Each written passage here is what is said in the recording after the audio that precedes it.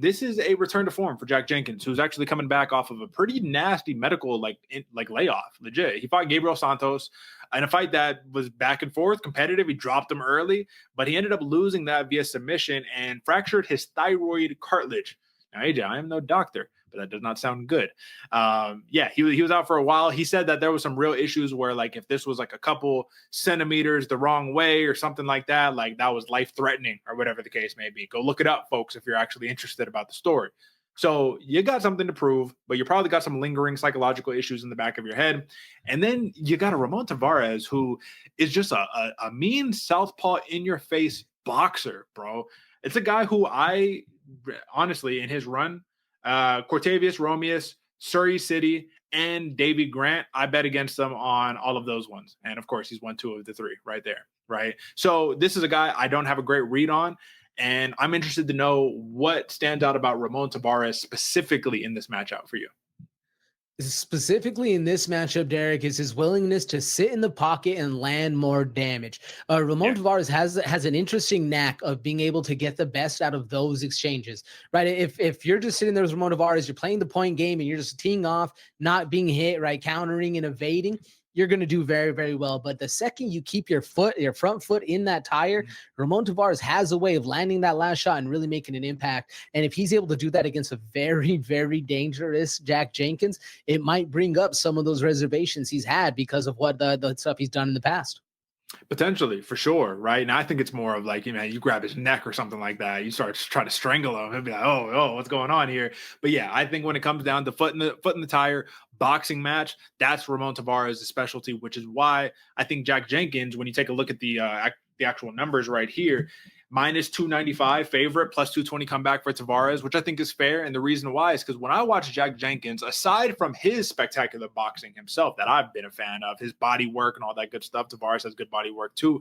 He just has more weapons, realistically, right? You don't really see Taveras throw many kicks. Not a big kicker, right? Like literally, he loves to get in there and just throw hands, which I respect. Like I love it.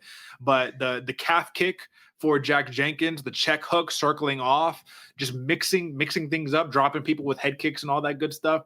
I think that's going to make this fight really interesting because Taveras, the whole entire battle is similar to one of the matchups that we just broke down. You're going to have to crush space. Like Charlie Campbell, Tom Nolan. You're going to have to crush space, get in his face, and let's see how Jack Jenkins can respond for 15 minutes of this dude in your face. But what if you're going to say, like, all right, I can see a path where Ramon Taveras wins this fight. What exactly is that path aside from just purely outboxing him? You're gonna have to stop the movement that Jack Jenkins presents. One of the things I like most that Jenkins does is he's cutting angles early, right? Mm-hmm. He's working you and corralling you as you're trying to walk him down. Very good at cutting angles, and it works towards his counters, and it works to the boxing you're talking about. But if Ramon Taveras is able to push him up against the cage, right, cut off his cutting off of your angles, and then really start to work there and to kind of force Jack Jenkins into a dog style of fight, that's really what it's going to be. But the key is going to be keeping that outside foot, keeping the momentum, and really cutting those angles and corralling Jenkins inside. Yeah, man. Similar output for both of these fighters too. About 4.5 significant strikes landed, per minute. I think the biggest key right here is, and it's similar themes right here, right? But it's like the profile for Jack Jenkins is kind of like a minute winning profile. For Taveras, it's big moments, which can swing around, which can swing the outcome of a fight right here. But again, AJ, I'm going to keep this one pretty short and sweet. I think that these are two studs right here. The medical layoff for Jack Jenkins is something. It's something to think about, but not enough for me to not pick him. So I'm going to go with Jack Jenkins right here. I have it down here as a consensus pick. So the final question on this one is when we look at Jack Jenkins. Sorry, let me get that one. There it is. When we look at Jack Jenkins, Ramon Taveras, and we look at a total right here, I am smashing over 2.5 rounds at minus 185. I really like that line. What do you think?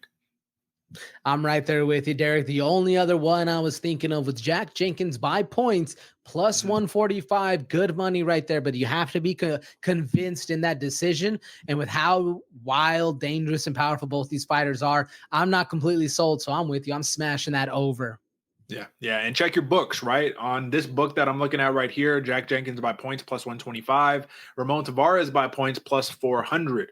Something to think about because he's been squeaking them out. You know what I mean? So let's see what happens. Let's see who gets the hometown love, if you will. But that is your consensus pick.